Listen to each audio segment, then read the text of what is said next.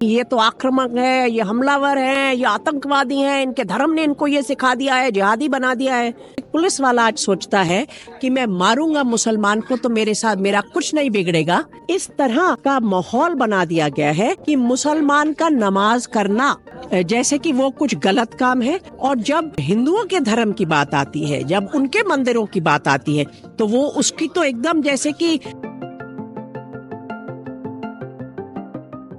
देखिए, मैं जनता से ये कहूंगी कि पुलिस जो है वो आपकी हिफाजत, आपकी जिंदगी आजाद रहे, अच्छे से आप अपनी जीवन जिए, इस काम के लिए है। इसलिए नहीं कि किसी की राजनीति को आगे बढ़ाने के लिए वो किसी निर्दोष लोग को अंदर कर दे। हमारे बीच में आज समाज में राजनीतिक पार्टियों द्वारा और उनके एक तरह की बातें फैलाई जा रही हैं कि फलान समुदाय गलत है, आतंकी है, देशद्रोही है। उसको बात को जब समाज में वो घर कर लेता है तो ये काम राजनेताओं का और पुलिस की जो साठगांठ है वो आसान कर देती है। अखबार में पढ़ेंगे फर्जी मुठभेड़ में फलान आतंकवादी मारा गया। हम जब वो पढ़ते हैं हम कभी सवाल नहीं पूछते, हमें कैसे मालूम है वो आतंकवादी है?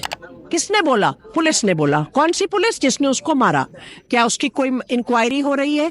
क्या अदालत उस पर कुछ देख रही है? कितने मुठभेड़ फर्जी पाए गए हैं। अगर किसी को अंदर डाला गया है तो उसको आतंकवादी डिक्लेयर कर दिया। बाद में 14 साल बाद अदालत कहती है एक भी केस। तो ये तो सवाल पुलिस का हमें पूछना चाहिए। हमारा टैक्स का पैसा है कि भाई वो बम ब्लास्ट तो हुए थे, तो तुमने तो निर्दोष को अंदर डाला, तो जिन्होंने डाला वो आज भी मतलब कि घूम रहे हैं, तो परेशानी की बात है। और आपने टॉर्चर करके एक आदमी को अंदर डाल दिया, तो आपने ये किसके सबके साथ नाइंसाफी की। आप एक समुदाय को एक तरह से दिखा रहे हैं। तो ये जो जहर और ये भ्रम हमारे बीच में डाले जा रहे हैं, जनता का काम है कि इन बातों को समझे और इन पर सवाल उठाए।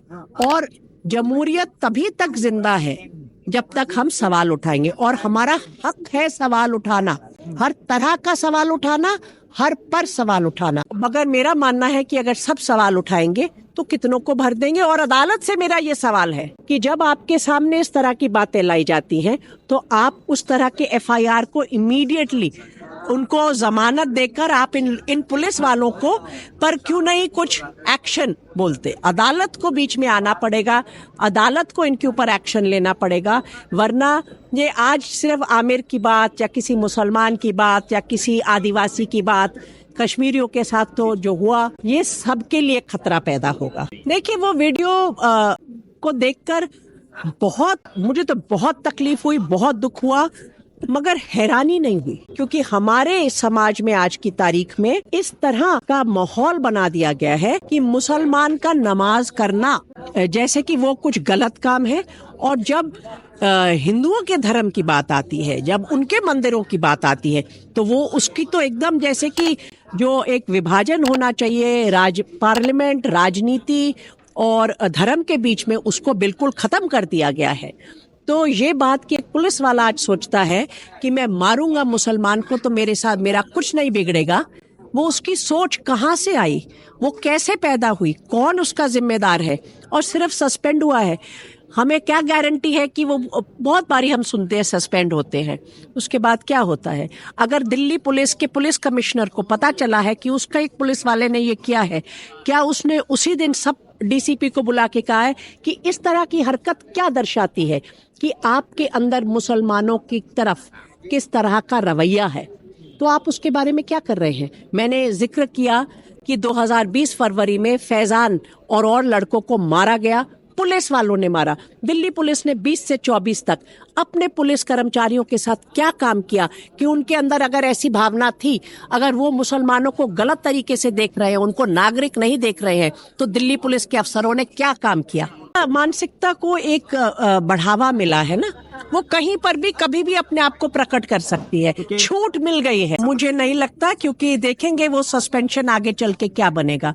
मुझे लगता है यहाँ पर बहुत बड़े बड़े जुर्म हो चुके हैं और टॉर्चर हो चुके हैं, एनकाउंटर हो चुके हैं। पुलिस वाले बहुत कम केस गिनती कर सकते हैं जिसमें सचमुच में सजा दी गई। कि हम जो एक झूठ फैलाते हैं अलग अलग समुदाय के बारे में कि ये तो आक्रामक है, ये हमलावर हैं, ये आतंकवादी हैं, इनके धर्म ने इनको ये सिखा दिया है, जिहादी बना दिया है।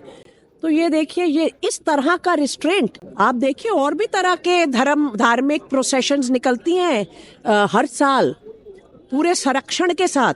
अगर एक गाड़ी से भी टक्कर हो जाए तो वो गाड़ी तो जाएगी अपनी जान को, क्योंकि किसी का दम नहीं है कि उनको रोक टोक कर सके। तो मुझे ये जो छूट मिली है ये ऊपर से मिली है।